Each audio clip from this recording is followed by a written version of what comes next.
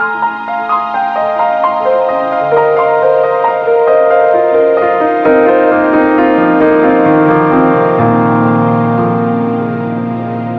आजपर्यंत तुमच्या आयुष्यात येणाऱ्या प्रत्येक गोष्टीसाठी, व्यक्तीसाठी कृतज्ञता व्यक्त केली, पण एक व्यक्ती मात्र राहिली, एक खूप महत्त्वाची व्यक्ती राहिली.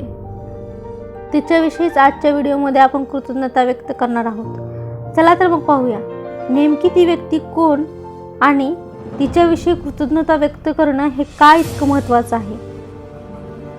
हाय, हॅलो, नमस्कार. बुकवाणी या माझ्या यूट्यूब चॅनलवर तुम्हा सर्वांचे हार्दिक स्वागत आहे.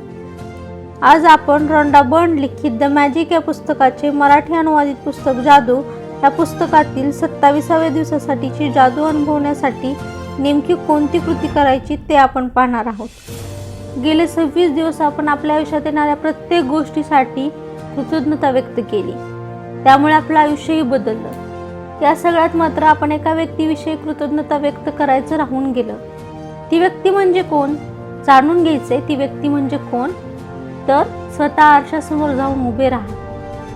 ती जी आरशात दिसतीये ती व्यक्ती म्हणजे तुम्ही स्वतः. आपण नेहमी स्वतःमध्ये काही ना काही दोष शोधत असतो. प्रत्येक गोष्टीसाठी स्वतःला दोषी ठरवत असतो. तेच आजपासून आपल्याला बदलायचं आहे. त्यामुळे आपल्या आयुष्यातील ही असमाधानाची, असंतुष्टतेची परिस्थिती आहे ती जादूने गायब होईल.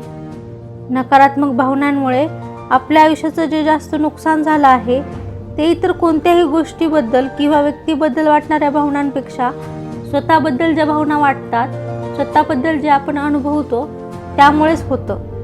कारण त्या भावना अधिक शक्तिशाली असतात. जेव्हा आपण स्वतःविषयी कृतज्ञता व्यक्त करतो तेव्हा आपण नकळतपणे आतून बदलत जातो आणि हळूहळू मग बाहेरची परिस्थितीही बदलली जाते. चला तर मग पाहूया नेमकी आजची कृती करायची कशी.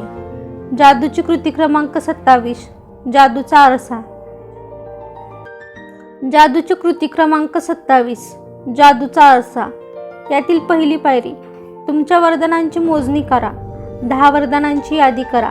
त्यातील प्रत्येक वरदानाबद्दल तुम्हाला कृतज्ञता का वाटते ते लिहा आणि ती यादी पुन्हा एकदा वाचा.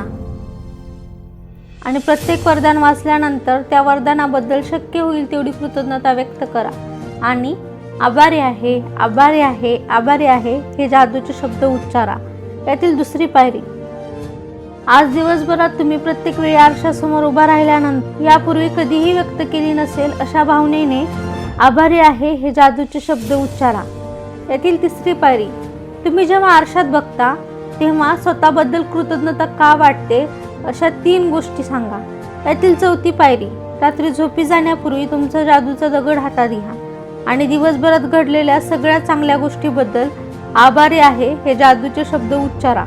याबरोबरच रॉन्डा बर्न लिखित द मॅजिक या पुस्तकाचे मराठी अनुवादित पुस्तक जादू या पुस्तकातील 28 दिवसाच्या जादुई प्रवासातील 27व्या दिवसासाठीची जादू अनुभवण्यासाठी नेमकी कोणती कृती करायची ते आपण पाहिले. भेटूया मग एका नवीन कृतीसह नवीन व्हिडिओमध्ये. तोपर्यंत हे पुस्तक तुम्हाला आवडलं असेल तर या पुस्तकाची लिंक मी व्हिडिओच्या डिस्क्रिप्शनमध्ये देत आहे. तिथून तुम्ही ते खरेदी करू शकता. आणि हा व्हिडिओ तुम्हाला आवडला असेल तर व्हिडिओला लाईक करा, शेअर करा आणि चॅनलला सबस्क्राईब करा. नवीन व्हिडिओच्या नोटिफिकेशनसाठी बेल आयकॉन दाबायला विसरू नका. धन्यवाद.